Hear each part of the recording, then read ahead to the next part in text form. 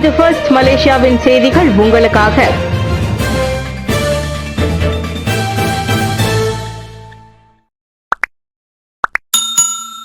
ஓய்வு பெற்றவர்களுக்கான சிறப்பு அங்கீகாரத்தை தொடர அரசாங்கம் இணக்கம். ஓய்வு பெற்றவர்களுக்கும் ஓய்வூதியம் பெறுபவர்களுக்கும் வழங்கப்படும் ஓய்வு பெற்றவர்களுக்கான சிறப்பு அங்கீகாரம் PKKP-யை தொடர அரசாங்கம் இணக்கம் தெரிவித்துள்ளது. சம்பந்தப்பட்ட குழுவினரின் நலனை பாதுகாக்கும் முயற்சியாக இந்த ஒப்புதல் வழங்கப்பட்டதாக பிரதமர் டாக்டர் ஸ்ரீ அன்வார் இப்ராஹிம் கூறினார். அமைச்சரவை கூட்டத்தில் இந்த முடிவு எடுக்கப்பட்டதாக டாக்டர் ஸ்ரீ அன்வார் குறிப்பிட்டார். 2024 ஆண்டு டிசம்பர் 1 பொது சேவை ஊதிய முறை SSPA அமலுக்கு வந்தது. 1980 ஆண்டு ஓய்வூதிய ஒருங்கிணைப்பு சட்டம் செக்ஷன் 3க்கு ஏற்ப பொது சேவை துறையின் ஊதியத்தை சரிபார்ப்பதன் அடிப்படையில் 2025 ஆண்டு ஜனவரி மாதம் அது முழுமை பெறும். ஓய்வூதியம் பெறுபவரின் இறுதி ஊதியம் தங்களின் சேவை குழுக்களுக்கு ஏற்ப ஊதிய சரிசெய்தல் விழுக்காட்டின் அடிப்படையில் ஓய்வூதிய தொகையை மாற்றியமைக்க அரசாங்கம் முடிவு செய்துள்ளது. 2024 ஆண்டு டிசம்பர் 1 தொடங்கி 2025 ஆண்டு ஜனவரி 1 வரை கட்டம் கட்டமாக இந்நடவடிக்கை மேற்கொள்ளப்படும் என்றார் அவர். நேற்று ஸ்லாங்கூர் சுபாங்கில் அரசாங்கம் மற்றும் அண்மைய விவகாரங்கள் தொடர்பாக நடைபெற்ற செய்தியாளர் சந்திப்பில் டாக்டர் ஸ்ரீ அன்வார் அவ்வாறு தெரிவித்தார். அமைச்சரவை உறுப்பினர்களின் அடைவு நிலையில் பிரதமர் திருப்தி. மடானி அரசாங்கத்தின் 2 ஆண்டுகள் தலைமைத்துவத்தில் அனைத்து அமைச்சரவை உறுப்பினர்களின் அடைவு நிலையில் பிரதமர் டாக்டர் ஸ்ரீ அன்வார் இப்ராஹிம் திருப்தி அடைந்துள்ளார். எனினும் மக்களுக்கான திட்டங்களை மேம்படுத்துவதற்கு அரசாங்கம் முனைப்பு காட்ட வேண்டும் என்று அவர் கூறினார். அக்காலகட்டத்தில் சிறந்த பங்களிப்பை வெளிப்படுத்திய அமைச்சர்களும் மிதமான அளவில் செயல்பட்ட அமைச்சர்களும் இருந்ததாக பிரதமர் தெரிவித்தார். சரிப்படுத்திக் கொள்வதற்கான வாய்ப்புகள் இன்னும் உள்ளது. நாங்கள் மேம்படுத்திக் கொள்வோம். சிறு அனுபவங்கள் உள்ளது. ஆனால் ஒரு விஷயத்தில் நான் திருப்தி அடைந்துள்ளேன். ஊழல் பிரச்சனைகள் குறித்து சிலர் கேள்வி எழுப்புகின்றனர். 2 ஆண்டுகளில் நேரடியாக பேச்சுவார்த்தை நடத்தும் பழைய செயல் மற்றும் ஆதாயத்தை திருடுவதை நான் அனுமதிக்கவில்லை.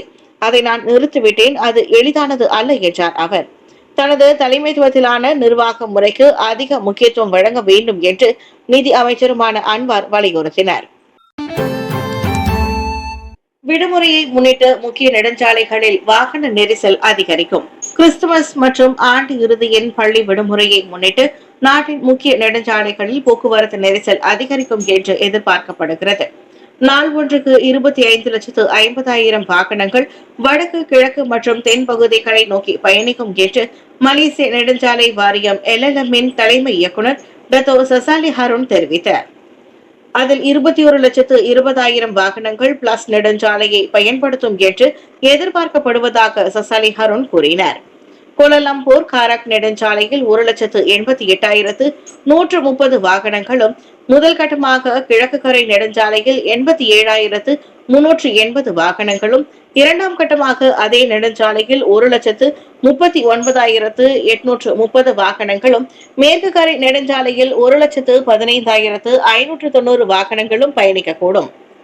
இக்காலகட்டம் முழுவதும் நெடுஞ்சாலை பயணீட்டாளர்களின் பயணம் பாதுகாப்பாகவும் சுமூகமாகவும் இருப்பதை உறுதி செய்யும் வகையில் முழுமையான தயார்நிலை பணிகளை அனைத்து நெடுஞ்சாலை நிறுவனங்களும் மேற்கொள்ள வேண்டும் என்று LLM அறிவுறுத்தியுள்ளது. நெடுஞ்சாலை போக்குவரத்து நிலவரங்களை அறிந்து கொள்ள கீழ்காணும் எண் மற்றும் மின்னஞ்சல் முகவரியுடன் தொடர்பு கொள்ளலாம். மியான்மரில் வேலை மோசடியில் சிக்கிக்கொண்ட மலேசியர்கள் மீட்கப்படுவர். மியான்மரில் வேலை மோசடியில் சிக்கிக்கொண்ட மலேசியர்களை மீண்டும் நாட்டிற்கு அழைத்து வருவதற்கான முயற்சிகளை அரசாங்கம் எப்போதும் மேற்கொண்டு வருகிறது. மியான்மரில் உள்ள சில தரப்பினருடன் பேச்சுவார்த்தை நடத்துவதில் திறன் கொண்டவரான வெளியுறவு அமைச்சின் முன்னாள் செயலாளர் தான்சி ஒத்தமான் ஹஷீமை பிரதமர் டாக்டர் ஸ்ரீ அன்வார் இப்ராஹிமின் ஒப்புதலின் பெயரில் மியான்மருக்கான மலேசிய சிறப்பு தூதராக தமது தரப்பு நியமித்ததை வெளியுறவு அமைச்சர் டாக்டர் ஸ்ரீ முகமது ஹசான் குறிப்பிட்டார். வேலை மோசடிகளில் சிக்கி தவிக்கும் மலேசியர்களை மீட்டெடுக்கும் முயற்சிகளில் கவனம் செலுத்துவதுடன் சொந்த மக்களுக்கு எதிரான வன்முறையை எவ்வாறு கையாள்வது என்பது குறித்தும் அச்சந்திப்பில் கலந்துரையாடப்படும் என்று முகமது ஹசான் தெரிவித்தார். மியான்மரில் நிலைமை மிகவும் கடினமாக உள்ளது. முன்பு நாம் பேச்சுவார்த்தை நடத்தலாம். ஆனால் தற்போது மாநிலங்களை கட்டுப்படுத்தும் பல கிளர்ச்சி படைகள் உள்ளன. அவர்களிடம் அதிகமான ஆயுத பலங்களும் உள்ளன என்றார் அவர். நேற்று நெகிரி செம்பிலான் செனாவாங்கில் தொக்மாட் மின்னியல் விளையாட்டு போட்டியை தொடக்கி வைத்த பின்னர் செய்தியாளர்களிடம் பேசினர். ஆசியான் பிரச்சினைகளை விவாதிக்க பிரபோவோ மற்றும் தக்சினை சந்திக்க உள்ளார் அன்வார். இந்தோனேஷிய அதிபர் பிரபோவோ சுபியான்டோ மற்றும் தாய்லாந்தின் முன்னாள் பிரதமர் தக்ஷின் ஷினாவாத்ரா உள்ளிட்டோரை எதிர்வரும் டிசம்பர் 23 மற்றும் 26 தேதிகளில் பிரதமர் ஸ்ரீ அன்வர் இப்ராஹிம் லங்காவியில் சந்திக்க உள்ளார். ஆசியான் வளர்ச்சி உட்பட வட்டாரத்தில் எழுந்துள்ள பிரச்சினைகள் குறித்து விவாதிக்க இந்த சந்திப்பை நடத்தவிருப்பதாக அன்வார் தெரிவித்திருக்கின்றார். அதிபர் பிரபோவோ சுபியான்டா உடனான இருதரப்பு சந்திப்பு வரும் 23ஆம் தேதி லங்காவியில் நடைபெறும் என்று அவர் சொன்னார். பிரபோவோ உடனான சந்திப்பில் இரு நாடுகளுக்கும் இடையிலான உறவை வலுப்படுத்துவது குறித்தும் ஆசியானின் உறுப்பு நாடாக இந்தோனேசியாவின் முக்கிய பங்கு குறித்தும் விவாதிக்கப்படும் என்று அன்வார் தெரிவித்தார். இதனிடையே தக்ஷின் ஷினாவாத்ரா உடனான சந்திப்பு குறித்து பேசிய பிரதமர் பல்வேறு வட்டார பிரச்சினைகள் மற்றும் சவால்களை தீர்வு காண்பதற்கான அணுகுமுறைகள் குறித்து பேசப்படும் என்று எதிர்பார்க்கப்படுவதாக தெரிவித்தார். ஏனென்றால் சில ஆசியான் தலைவர்களுடனான அவரது உறவு மற்றும் அனுபவம் வலுவாக உள்ளது என்று பிரதமர் கூறினார். அடுத்த ஆண்டு ஜனவரி 1ஆம் தேதி தொடங்கி ஆசியான் தலைவராக மலேசியா அதிகாரப்பூர்வமாக பொறுப்பேற்க உள்ளது. மக்களுக்கான நிதி ஒதுக்கீட்டில் இன அடிப்படையிலான பாகுபாட்டை நான் காட்டுவதில்லை. அன்வார் மக்களுக்கான நிதி ஒதுக்கீடு தொடர்பில் இன அடிப்படையிலான பாகுபாடு காட்டப்படுவதாக தம் மீது குற்றச்சாட்டை முன்வைக்க வேண்டாம் என கூறியுள்ளார் பிரதமர் ஸ்ரீ அன்வர் இப்ராஹிம். 2025ஆம் ஆண்டிற்கான பட்ஜெட்டில் இந்தியர்களுக்கென 130 மில்லியன் ரிங்கிட் மட்டுமே ஒதுக்கப்பட்டுள்ளது நியாயமில்லை என கூறுவதை நான் தொடர்ந்து கேட்டு வருகிறேன். இப்படி கூறி இன அடிப்படையிலான பாகுபாடு காட்டுவதாக என் மீது குற்றம் சாட்டுவதை ஏற்றுக்கொள்ள முடியாது. இந்தியர்களின் வருமானம் 2023ஆம் ஆண்டை காட்டிலும் 2024ஆம் ஆண்டில் உயர்ந்துள்ளதை யாரேனும் அறிவீர்களா? இது மலாய்க்காரர்களை காட்டிலும் அதிகம். அப்படி என்றால் மலாய்க்காரர்கள் என்னிடம் கேட்கலாம் அல்லவா? அன்வாரின் மடானி அரசாங்கம் எங்களுக்கு துரோகம் இழைத்துவிட்டது என்று. எனவே நம்புங்கள், எங்களால் முடிந்தவரை இந்தியர்களுக்கு சிறந்ததை தான் செய்து வருகிறோம் என கூறியிருக்கின்றார் அன்வார். ட்வெட் கல்வி வாய்ப்பின் மூலமாக முதல் முறையாக இந்தியர்களுக்கென சிறப்பு சலுகையை நாம் வழங்கியுள்ளோம். இது குறித்து யாரும் பேசவில்லையே. ஆனால் அனைவரும் அந்த 130 மில்லியன் ரிங்கிட் குறித்து பேசி வருகிறீர்கள். நான் பல இடங்களுக்கு செல்லும் போது பிற மதத்தினரும் தான் என்னிடம் சொல்கிறார்கள், எங்களுக்கு வாய்ப்பு வேண்டும் என்றது. கேட்பது உங்களின் நியாயம், அதை நான் மறுக்கவில்லை.